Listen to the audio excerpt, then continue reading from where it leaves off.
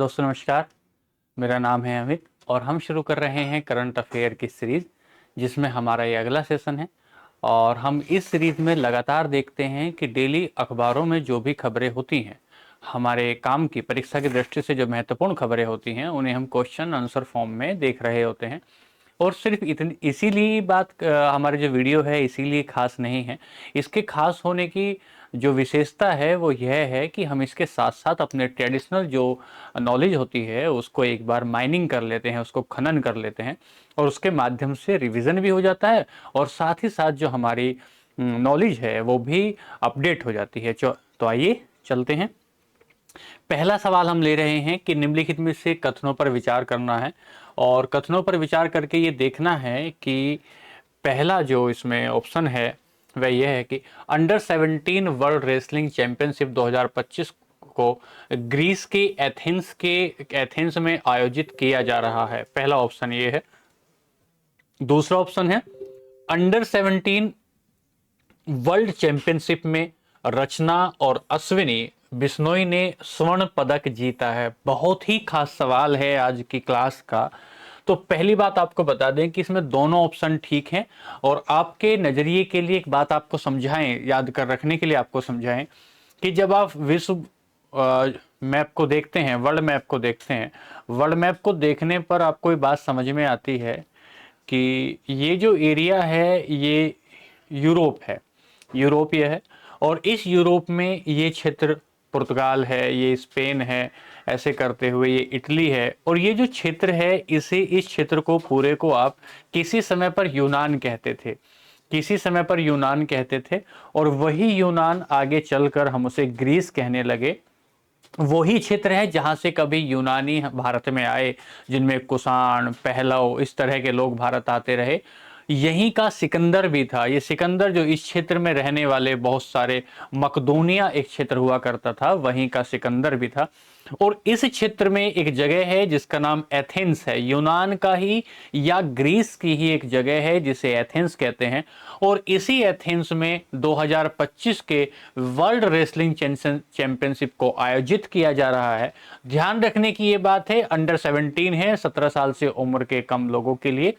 और इसमें भारतीय जो खिलाड़ी हैं उन खिलाड़ियों में पहली महिला जो रचना और दूसरे व्यक्ति अश्विनी बिश्नोई ने गोल्ड मेडल जीता है। तो पूछा जाएगा अंडर 17 जो चैंपियनशिप हो रही है रेसलिंग को लेकर, उसमें गोल्ड मेडल जीतने वाले कौन लोग हैं। तो आपने ये बात ध्यान दी। तो इसमें ए और बी दोनों ठीक हो जाएंगे ऑप्शन आपके।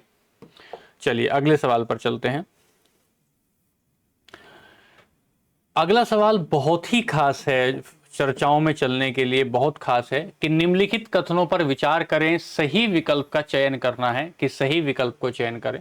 पहला देखते हैं, भारत अमेरिका टैरिफ विवाद में ईरान भारत को समर्थन देने वाला पहला देश है। ये बात बिल्कुल ठीक है। हाल ही में जब ईरान और इजराइल के बीच में संघर्ष जैसी स्थिति बनी और इजराइल ने ईरान पर अटैक किए, उसकी जवाबी कार्रवाई में ईरान ने इजराइल पर अटैक किए। ईरान का अपना एक न्यूक्लियर जो वेपन बनाने का एक स्थल है जिसे फोर्डो स्थल कहा गया। उस फोर्डो स्थल जो वहां की चट्टानों के नीचे बनाया गया एक स्थल था, जहां इजराइल के विमान या इजराइल की जो अपनी प्रणाली थी वह वहां अटैक नहीं कर पाई।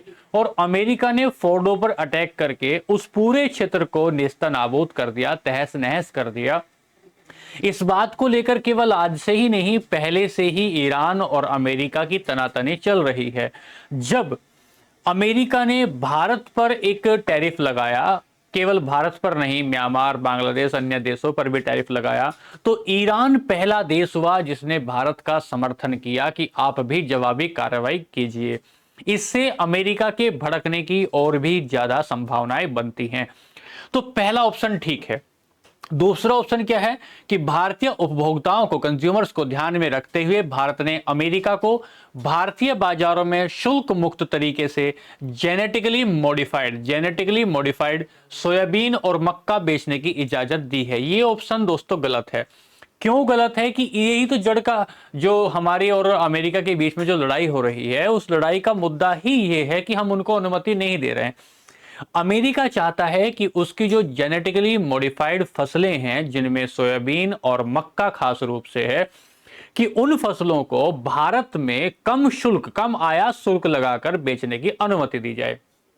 लेकिन यदि ऐसा किया जाता है तो भारत का जो अपना किसान है, और वो किसान जो मक्का भी उत्पादन करता है और सोया प्रदेश कहा जाने वाला मध्य प्रदेश, इनके किसानों को नुकसान हो सकता है। क्यों? क्योंकि जेनेटिकली मॉडिफाइड जो फसलें हैं, जिनको प्रयोगशाला में उनके बीजों को एक तरीके से मॉडिफाइड करने के बाद उत्पादन में बेहद बढ़ोतरी की जा सकती है, वो फसलें अमेरिका से जब आ रही होंगी सस्ते दामों पर, तो भारत के किसानों को इससे नुकसान होगा। इस नुकसान की भरपाई के लिए भारत चाहता है कि अमेरिका से वो फसलें आए ही ना, और जो भारत का स्थानीय किसान है उसको इससे संरक्षण मिल जाए, उसको कंजर्व किया जा सके। और जब हमने उस पर आयात शुल्क लगाने से, मतलब उस पर आयात शुल्क लगाया, इस बात से गुर्राया अमेरिका, और गुर्राने के बाद उसने भारत पर 25% का टैरिफ लगाया। ये बात हो रही है। ठीक है, तो ये बात तो गलत हो गई, हमने इजाजत नहीं दी है, इजाजत नहीं दी है, इसी बात की गुस्सा और तनातनी अमेरिका और भारत के बीच है। अगली बात, अमेरिका ने भारत को 2019 में जनरलाइज सिस्टम ऑफ प्रेफरेंसेस व्यापार प्रणाली से बाहर कर दिया था। यह बात बिल्कुल ठीक है, इसको आप समझ लीजिए कि जनरलाइज सिस्टम ऑफ प्रेफरेंसेस का मतलब है कि कुछ विकसित देश, कुछ विकासशील देशों को, कुछ डेवलप्ड कंट्री को, डेवलपिंग कंट्रीज को अपने यहां कम दाम पर आयात, अपने यहां कम दाम पर वस्तुओं को आयात करने की अनुमति देते हैं।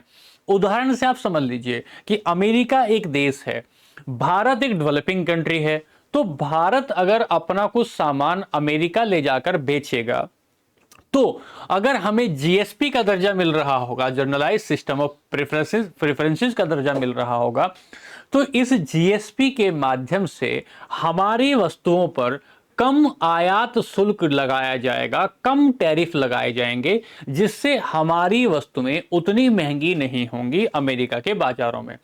जब हमारी वस्तुएं अमेरिका के बाजारों में महंगी नहीं होंगी, तो उनको बिकने के लिए ग्राउंड बनेगा। वो अन्य जो देशों की वहां पर सामान आ रहे होंगे, उनसे बेहतर तरीके से कंपीट कर पाएगा, और अगर कंपीट कर पाएगा तो हमारे सामान की बिक्री होगी, और यदि हमारे सामान की बिक्री होगी तो हमारे उद्योगों को, हमारे स्थानीय किसानों को, हमारे एमएसएमईज को उससे बढ़ावा मिलेगा, जिससे रोजगार बढ़ने की भी बड़ी संभावनाएं होंगी। 2019 में अमेरिका ने हमको धमकाते हुए जनरलाइज सिस्टम ऑफ प्रेफरेंसेस से भारत को बाहर कर दिया था। यह बिल्कुल सत्य बात है, इसमें कोई झूठ नहीं है। अमेरिका ने भारत, चीन, बांग्लादेश और म्यांमार सभी पर एक समान दर से टैरिफ लगाए हैं। बिल्कुल एक समान दर से टैरिफ नहीं लगाए हैं। भारत पर अमेरिका ने 25% शुल्क लगाया, चीन पर 30%, बांग्लादेश पर 35% और म्यांमार पर 40% जो है टैरिफ लगाए हैं। आपको यह बात बता दें कि ब्राजील ऐसा देश है जिस पर अमेरिका ने 50% तक टैरिफ लगा दिए हैं। 50% अधिकतम अगर टैरिफ की बात करें तो ब्राजील ऐसा देश है। तो हम कहेंगे कि एक समान दर से नहीं लगाए हैं, तो डी भी गलत हो जाएगा। डी भी गलत हो जाता है, बी भी गलत हो जाता है, ए और सी ऑप्शन हमारे ठीक होते हैं। तो अगर ध्यान दें अपने आंसर को, तो हमारा आंसर बनेगा ए और सी। ठीक है, the answer is A and C, जिसे आप सी कहेंगे। चलिए यहां से आगे चलेंगे, सवाल नंबर 3 पर आते हैं। बहुत ही खास सवाल है, कल के अखबारों की प्रमुख खबर है। जो हमारे मंत्री हैं पीयूष गोयल ने, जब भारत की अर्थव्यवस्था को, और केवल भारत ही नहीं, रशिया और इंडिया की इकोनॉमीज को ट्रंप ने अपने ट्विटर हैंडल पर कहा कि ये डेड इकोनॉमीज हैं, तो उस डेड इकोनॉमीज के रिएक्शन में हमने कहा, हमारे मंत्री पीयूष गोयल ने कहा कि हम डेड इकोनॉमी नहीं है, हमारी इकोनॉमी का भी अपना एक महत्व है। और उस वक्तव्य पर, वो जो स्टेटमेंट वो दे रहे हैं अखबारों में, उन अखबार की खबर पर हमने एक सवाल बनाया। क्या बनाया?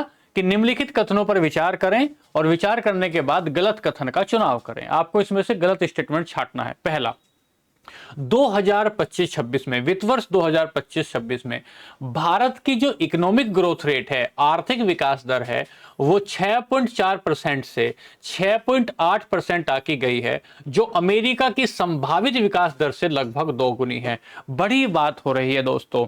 ग्रोथ रेट का मतलब होता है कि पिछले साल अगर आपने 100 पैसा बनाया एक किसी अर्थव्यवस्था में, आज आप 100 की तुलना में कितना बढ़ा रहे हैं। अगर आप 6.5 इस बार 106.5 का उत्पादन कर रहे हैं तो आप कहेंगे कि आपके ग्रोथ रेट 6.5 है। अर्थात पिछले वर्ष जितना भी, एक फाइनेंशियल ईयर में पिछले साल आपकी जितनी जीडीपी थी, जितना आपने एक वित्तीय वर्ष में प्रोडक्शन किया, उसकी तुलना में, पिछले बेस ईयर की तुलना में इस ईयर में आपने कितनी बढ़ोतरी करी, उसे कहते हैं इकोनॉमिक ग्रोथ रेट। केवल वर्ल्ड बैंक ही नहीं, कई सारी जो अन्य रेटिंग एजेंसी हैं वो कह रही हैं कि भारत की जो ग्रोथ रेट है उसका अनुमान 6.5% माना जा रहा है। और अगर इसकी तुलना अमेरिका की ग्रोथ रेट से देखी जाए तो लगभग दोगुनी है। जब अमेरिका के राष्ट्रपति डोनाल्ड ट्रंप कहते हैं कि भारत एक डेड इकोनॉमी है, तो हम कहते हैं कि हमारी ग्रोथ रेट तुम्हारी ग्रोथ रेट से लगभग दोगुनी है, तो हम डेड इकोनॉमी नहीं हो सकते। स्टेटमेंट नंबर 1, ये बात यहां से ठीक हो जाती है। दूसरी बात, वर्ल्ड बैंक के अनुसार 2023 और 2024 में विश्व की अर्थव्यवस्था दुनिया की अर्थव्यवस्था में, भारत की अर्थव्यवस्था दुनिया की अर्थव्यवस्था में 15% का योगदान रखती है। यह बात भी ठीक है। इस स्टेटमेंट को समझे कि अगर पूरी दुनिया, जैसे हमारी इकोनॉमी है लगभग $3.5 अरब की हम इकोनॉमी बन गए हैं, हम 5 ट्रिलियन इकोनॉमी का अपना टारगेट रख रहे हैं, तो इसका मतलब होता है कि हम $5 ट्रिलियन जीडीपी हो जाएगी हमारी।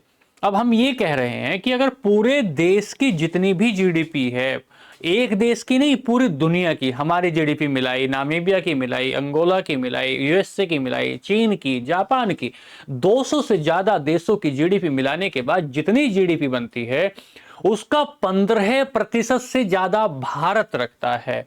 भारत रखता है। समझ रहे हैं ना आप मेरी बात को? तो हाँ, ये बात भी ठीक है। तो हम कहा कि हम डेड इकोनॉमी नहीं है सर।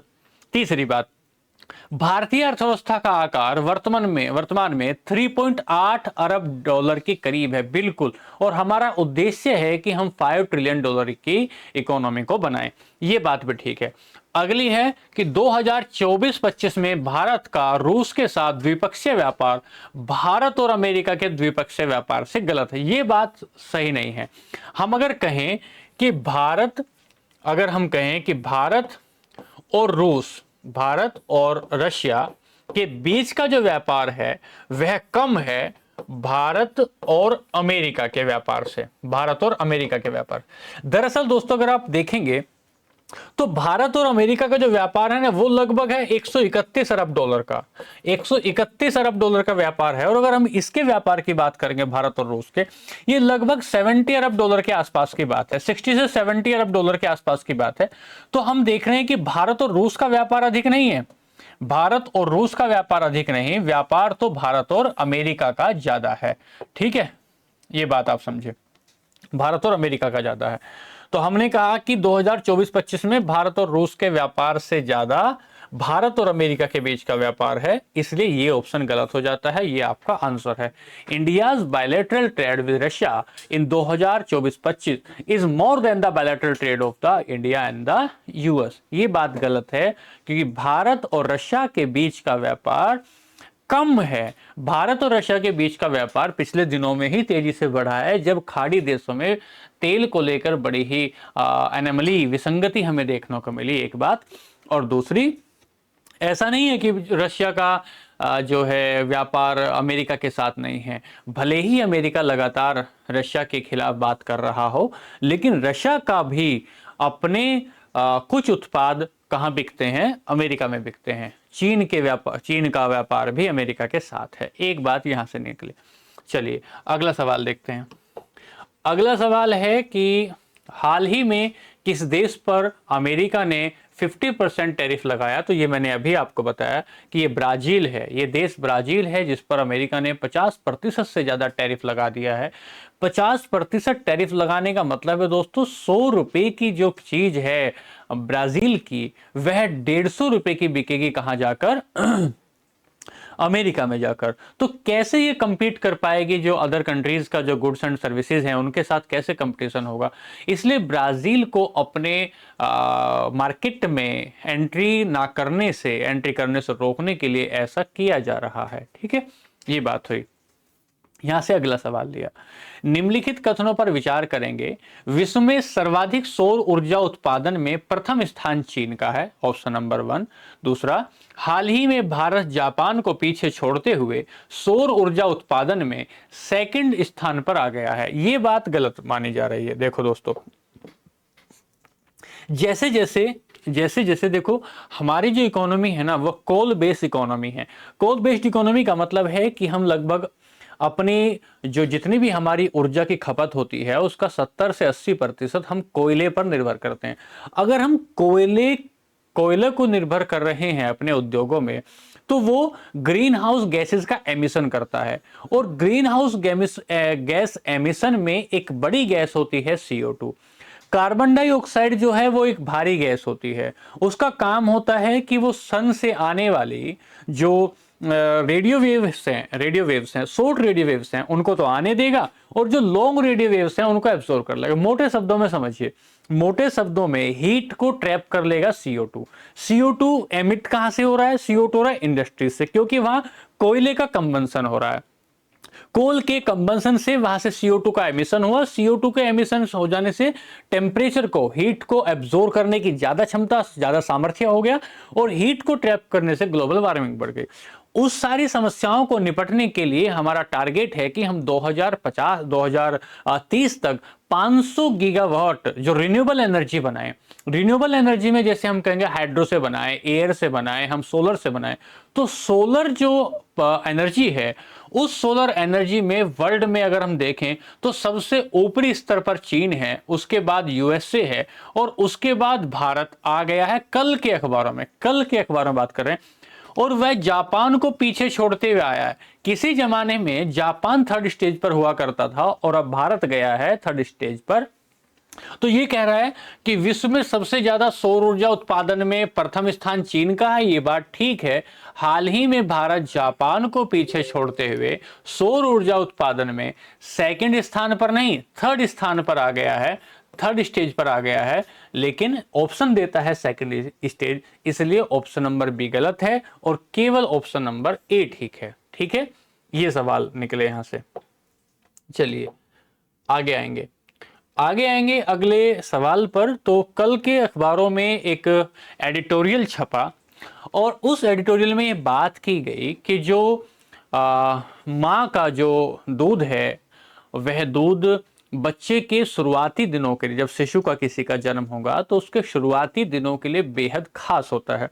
उस बात को लेकर कुछ आंकड़े दिए गए, और उसमें एक बड़ी ही खास बात बताई गई कि 90s के दशक में एक कंपनी, प्राइवेट कंपनी आई। उस प्राइवेट कंपनी ने एक ऐसा प्रचार किया, एक झूठा प्रचार किया कि जो महिलाएं हैं उनको अपने शिशु को वो स्तनपान नहीं कराना चाहिए, दूध नहीं पिलाना चाहिए, क्योंकि उससे उनको कोई खतरा हो सकता है। और जो भारत की सौंदर्यता प्रिय नारियां थी, उन नारियों ने ऐसा करने से खुद को बचाया, और उसका खामियाजा भारत को देखने को मिला कि मेलन्यूट्रिशन, कुपोषण की जो संभावना भारत में देखने को मिली, वो बड़े स्तर पर देखने को मिली। दूसरी बात, अखबार ये कह रहा है कि एडिटोरियल ये कह रहा है कि भारत में यदि किसी पब्लिक प्लेस पर स्तनपान कराया जा रहा होता है तो उसको सामाजिक और सार्वजनिक स्थानों पर या उस दृष्टि से उतना अच्छा नहीं समझा जाता है। ये एक शर्म और लज्जा का विषय भारत में बनता है, जिसका कुप्रभाव भारत के बच्चों पर कुपोषण के रूप में पड़ता है। उसी घटना को लेकर एक सवाल बनाया गया है सवाल क्या कहता है कि विश्व स्तनपान सप्ताह के संबंध में विचार करें। यह 1 अगस्त से लेकर 7 अगस्त को मनाया जाता है। देखिए, जितनी भी आगामी परीक्षाएं हैं, वनडे परीक्षाएं हैं, चाहे वो यूपीपीसीएच की हो, चाहे अन्य कोई परीक्षा हो, उसमें ये सवाल बनने की भरपूर संभावनाएं हैं कि कब से कब तक ये मनाया जाता है। एक बात तो ये हो गई। दूसरी बात, विश्व स्वास्थ्य संगठन के अनुसार शिशु को पहले 6 महीने तक केवल मां का दूध दिया जाना चाहिए। 6 महीने हैं, यहां पर एग्जामिनर 3 महीने 9 महीने कर सकता है, तो बिल्कुल सही बात है, 6 महीने तक मां का दूध होना चाहिए। यूनिसेफ के अनुसार जन्म के पहले आधा घंटे, जो पहला घंटा, आधा नहीं पहला घंटे में शिशु को मां का दूध देना अनिवार्य है। सही बात है, अनिवार्य है, तो इसमें सारे कथन ठीक हो जाते हैं। आपको इसमें मुख्य रूप से जो स्टेटमेंट याद रखना है, ये 1 अगस्त से लेकर 7 अगस्त तक का करंट का स्टेटमेंट है, ये आपको पेपर में मिल सकता है। चलिए आगे चले, यहां से सवाल नंबर 7 पर चलें। हाल ही में रक्षा प्रणाली हिमगिरी के संबंध में विचार करना है। कल के अखबारों की खबर है बड़ी, जैसे जैसे हम पूरे विश्व में भागीदारी, इकोनॉमिक भागीदारी कर रहे हैं, कूटनीतिक भागीदारी कर रहे हैं, भारत कह रहा है कि हम अपने डिफेंस में भी उतनी ही तेजी से प्रगति कर रहे हैं। स्पेस की प्रगति आप लगातार देख रहे हैं कि हमने कैसे गगनयान को लेकर अपनी चर्चाएं चल रही हैं कि हम 2028 तक उसको भेज रहे होंगे, 27 तक। उसके अलावा हम स्पेस स्टेशन बनाने की बात कर रहे हैं 2030 तक। इसी कड़ी में मैं आपको बता रहा हूं कि हमने एक ऐसा युद्धपोत बनाया है जिसका नाम हिमगिरी है, कि उस युद्धपोत पर अगर कहीं युद्ध की स्थिति आ जाती है, युद्धपोत का मतलब है एक ऐसा जहाज है जिसे युद्ध में यूज किया जाएगा।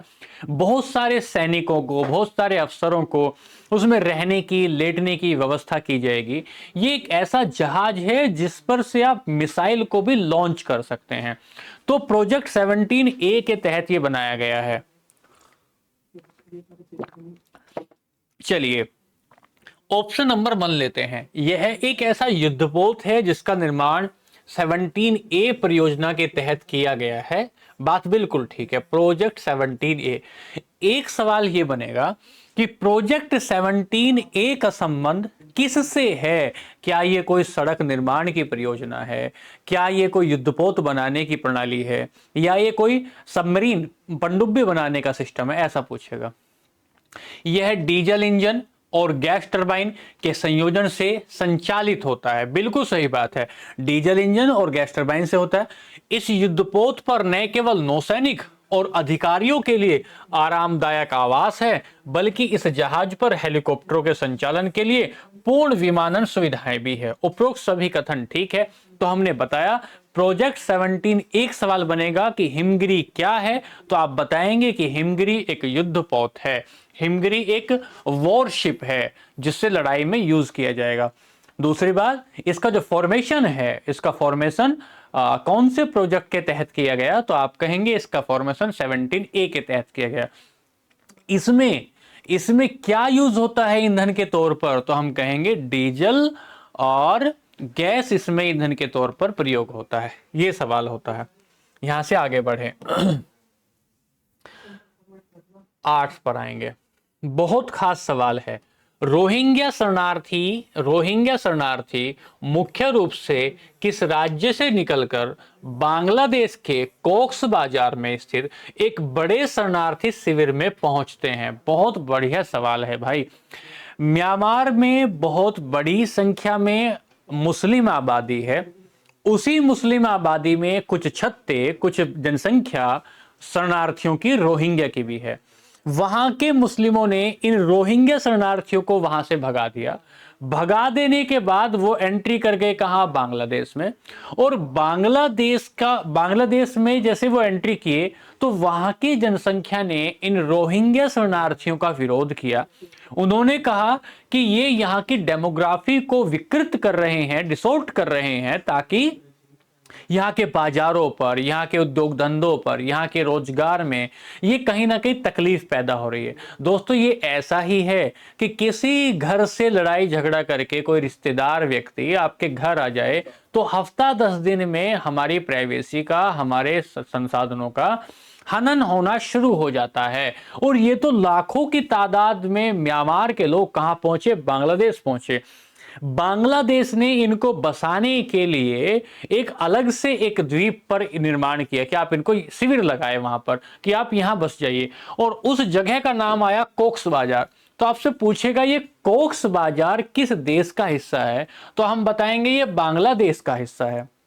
एक बात, और ये जो रोहिंग्या शरणार्थी है, रोहिंग्या लोग कहां से गए हैं बांग्लादेश में, तो हम बताएंगे ये म्यांमार से गए हैं। और पूछा जाएगा कि ये किस प्रांत में थे, तो म्यांमार के रखाइन राज्य से ये बांग्लादेश पहुंचे हैं। भारत में भी इनके आने से भारत सरकार ने मना कर दिया था कि हम भीतर इनको नहीं लेंगे। हो सकता है रोहिंग्या के वेश में कुछ अन्य लोग घुसपैठ कर जाएं जो भारत की आंतरिक सुरक्षा के लिए खतरा हो सकते हैं। इंटरनल सिक्योरिटी के नजरिए से भारत ने मना किया था। तो आपके लिए 3-4 सवाल यहां पैदा होते हैं। पहला सवाल है कि रोहिंग्या शरणार्थी का जो संकट है वह म्यांमार से पैदा होता है, और बांग्लादेश में बसने के लिए कौन सा बाजार बनाया? कोक्स बाजार बनाया। और म्यांमार के ये जो भारत है ना दोस्तों, थोड़ा अगर आप इसको ध्यान से समझेंगे,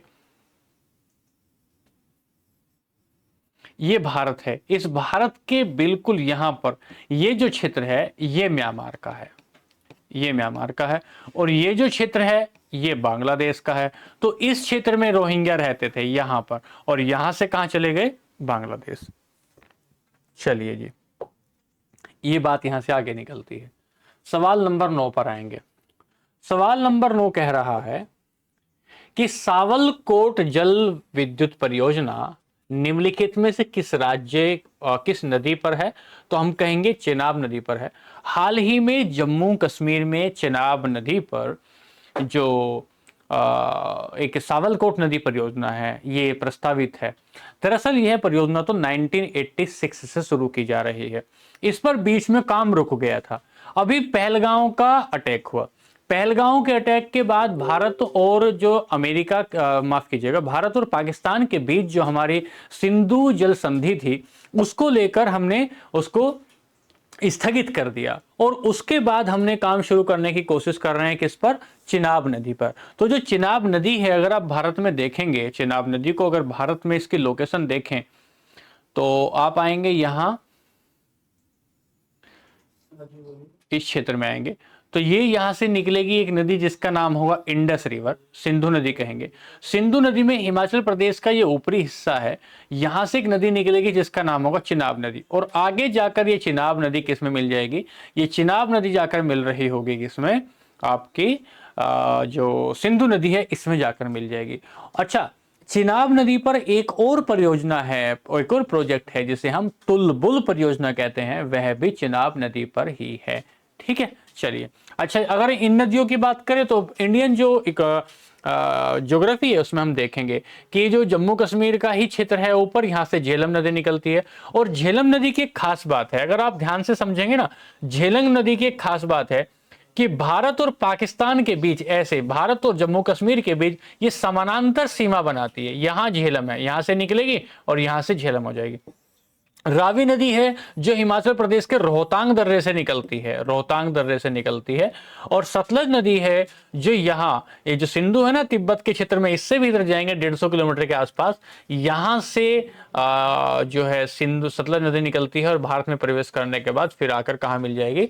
फिर आकर मिल जाएगी आपकी जो सिंधु रिवर है उसी में आकर मिल जाती है। ठीक है ना। चलिए, ये सवाल आप कुल मिलाकर ध्यान रखेंगे कि जो सावलकोट जल विद्युत परियोजना है वो कौन सी नदी पर है। तो आज के दोस्तों ये थे 9 सवाल जिन्हें हमने कवर किया, और फिर हम अगली क्लास में कुछ और सवालों को डिस्कस कर रहे होंगे। ठीक है, तो कोई भी आपको कि सेशन कैसा लग रहा है, आपके इसमें क्या विचार हैं, आप प्लीज़ कमेंट बॉक्स में लिखें। उससे दरअसल हमें प्रेरणा मिलती है, और हमें सही और गलत में भी उसकी जांच करने में भी हमें थोड़ा लाभ मिल जाता है। तो दोस्तों ठीक है, कल मिलते हैं अगले किसी वीडियो में। नमस्कार।